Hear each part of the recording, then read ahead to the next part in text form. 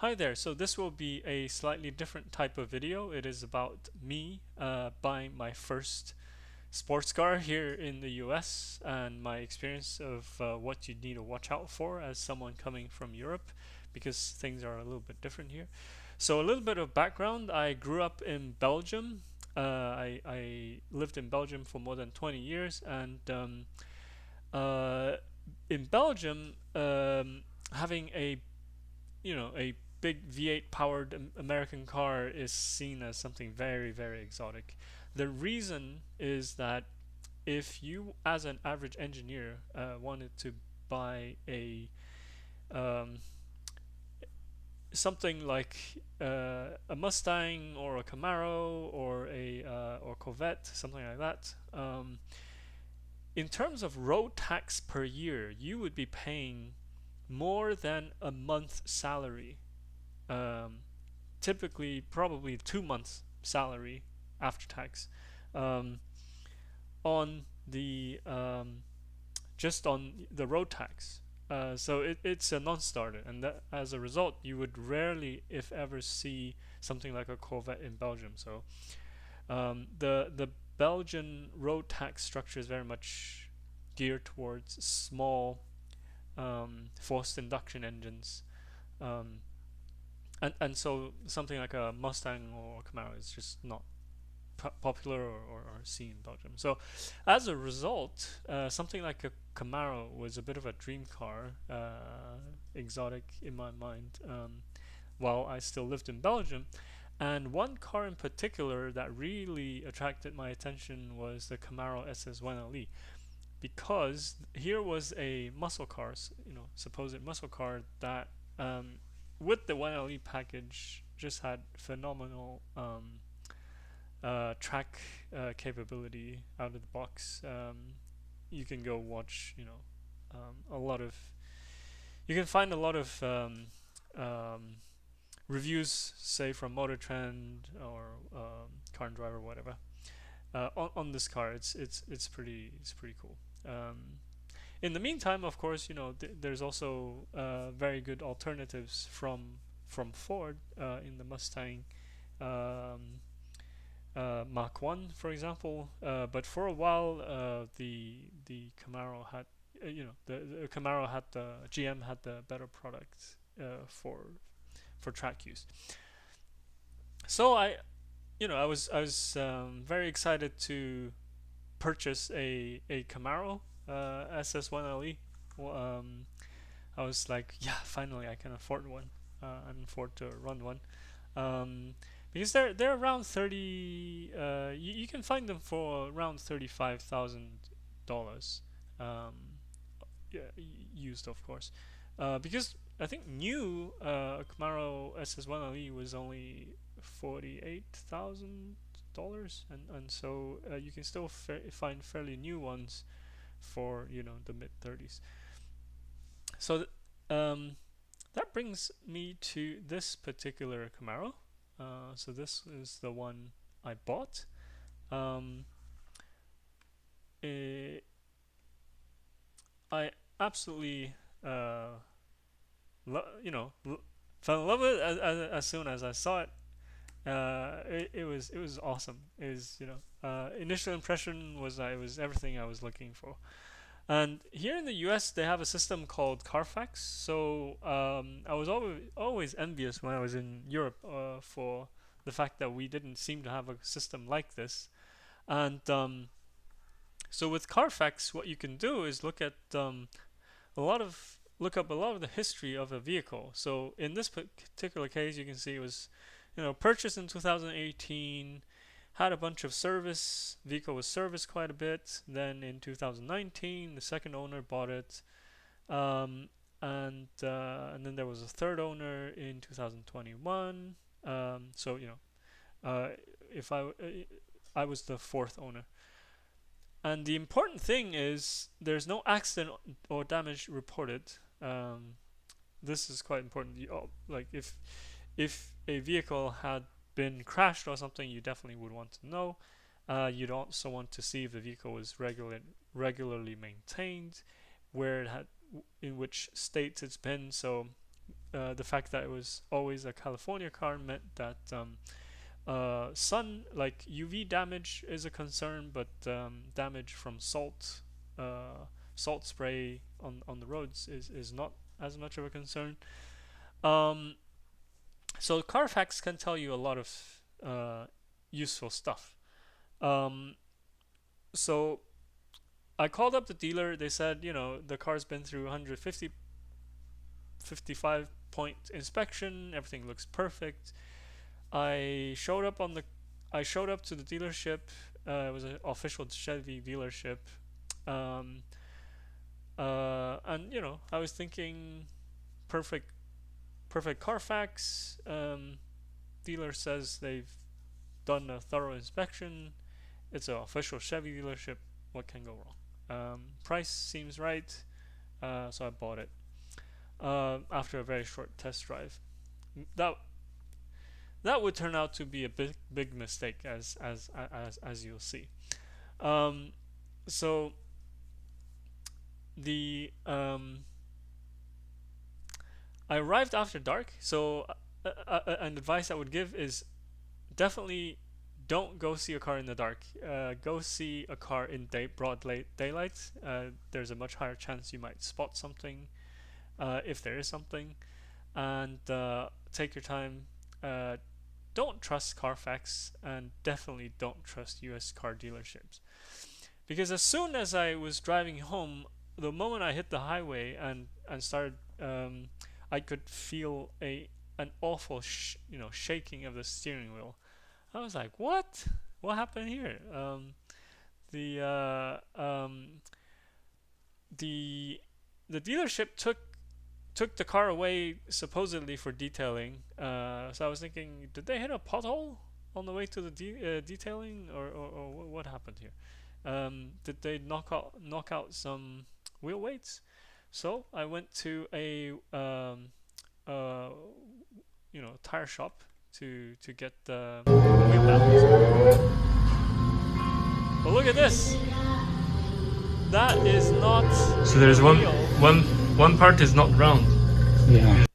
So it was not an issue of the wheel losing its balancing weights. The wheel was physically not round, from some massive impact. And these are 20-inch forged aluminum wheels. I think 20 by 10.5 inch width. So yeah, it was like $1,000 rim to get replaced.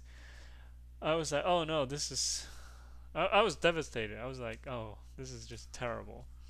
Um, but what can you do? I was like, okay, I'll need to replace this rim, but in the meantime, I need to get it at least somewhat round so I can drive around without it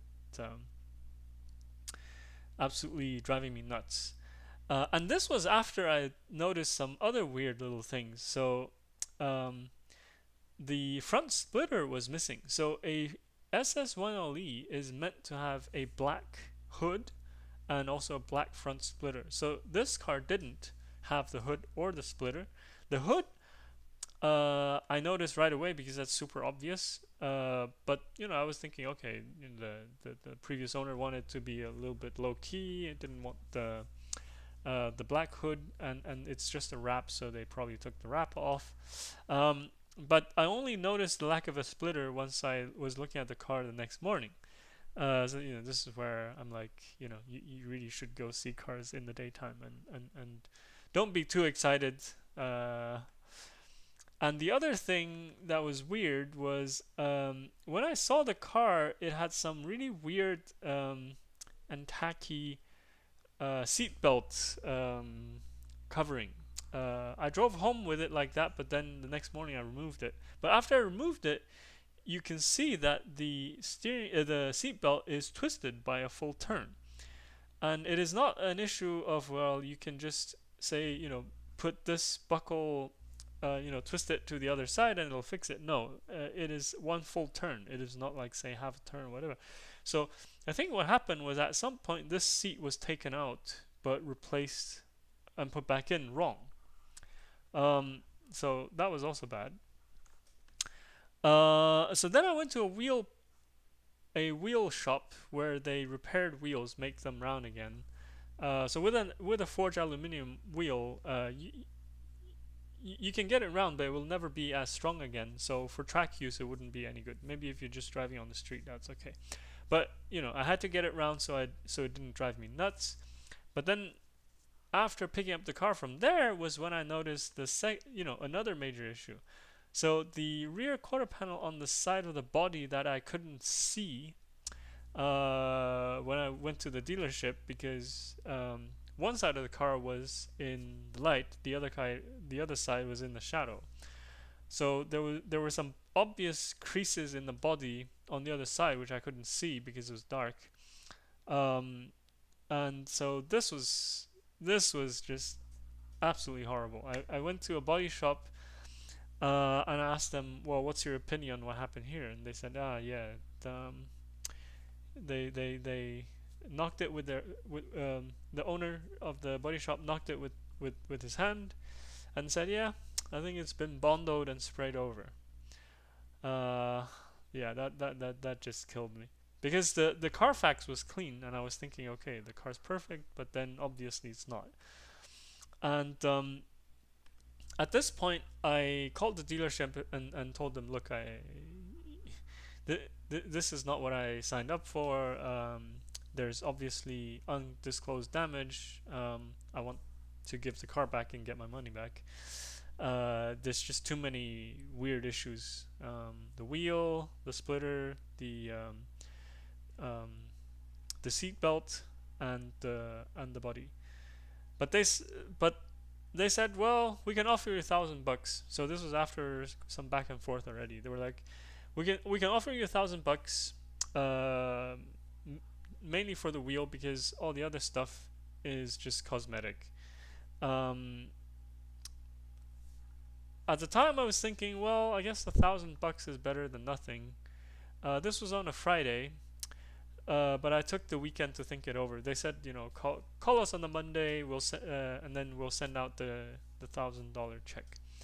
Um, I'm sure they would have asked me to sign some kind of waiver to say, I accept the $1,000 as compensation for whatever issues I find on the car. But over the weekend, I was thinking, okay, this still doesn't feel right. I there's something fishy here. So I did some further digging. I went to a Chevy dealership that was local, and they told me, based on the VIN, this vehicle had a powertrain guarantee block by GM. So GM would only do that if they catch you modifying the engine or something. Um, there was that, and the oil pan had been replaced at some point. No, I thought that was a bit weird. So there was definitely something fishy about the car. So at this point, I went to the body shop again and asked them to do a frame inspection because I had strong suspicions that this car was maybe in some kind of accident. And what they found was pretty shocking. So this is a picture of the underbody. So you're looking at it from the left side of the car to the right side, and just a second. What you see is a bent cross member, and this cross member sits behind the oil pan. And what's more, the cross member was a little bit cracked and missing a bolt that should attach it to the vehicle body. Uh, so at this point, I was pretty sure it had been an accident. I think, what happened was most likely that the um, oil pan. So the car went off road. The oil pan was broken and pushed into the cross member, and the oil pan was replaced, but the car was obviously not fully replaced. And I think that is also the reason why there was the body panel damage on the quarter panel, and etc. etc. etc. So at this point, I was absolutely furious. Started looking into whether I should sue this dealership, and through some digging, um, the laws, at least in California, are that the dealership has an obligation to disclose material damage. By material, meaning very significant, and therefore a bent subframe. Sorry, a bent cross member from crash damage definitely needs to be reported, and the powertrain block. Uh, Powertrain warranty block should have been reported as well, because the if it wasn't for that, the vehicle still would have had valid warranty on the powertrain. Um, so at this point, I called the dealership again and I said, "Look, this car has frame damage and this powertrain block. I expect a full refund." And at this point, they finally relented and said, "Yeah, fine." Uh, our leadership, our management, are insistent on customer satisfaction, and therefore we will give you a full refund once you bring the car back. So I left work early, and brought the car back that evening to get the full refund before they changed their mind. And all in, I think I was, because the car was about 2 hours away, 2 to 3 hours away.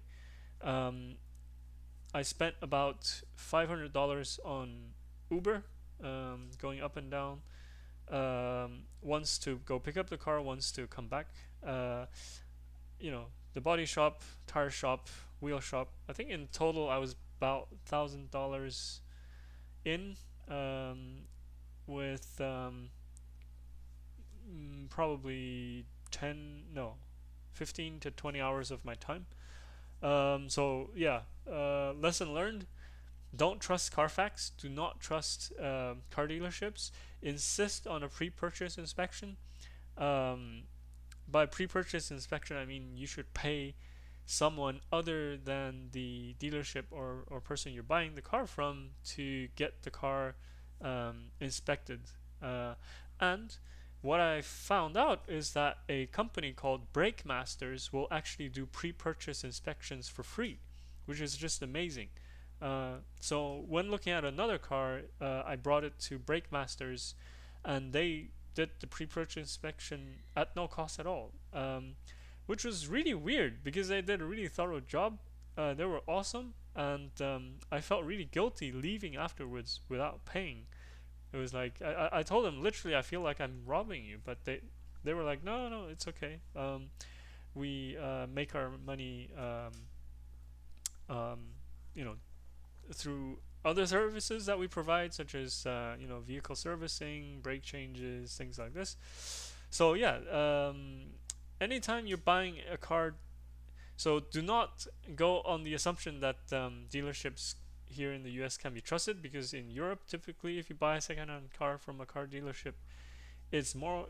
You can have a much better expectation that the car is okay, I feel. But yeah, here in the US, definitely not the case, and Carfax definitely can be incomplete. So what is in Carfax is simply what gets reported through official channels.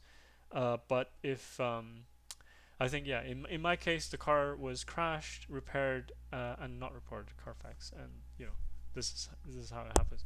So in the end, I reported this dealership um, to GM. I'm not sure whether GM followed up. I hope they did, because having worked for car companies in the past, I know how much thought and time is put into um, making a great product. The Camaro SS1LE is a great product. I really like some of the features. It's like multiple stage traction control. You get a live view of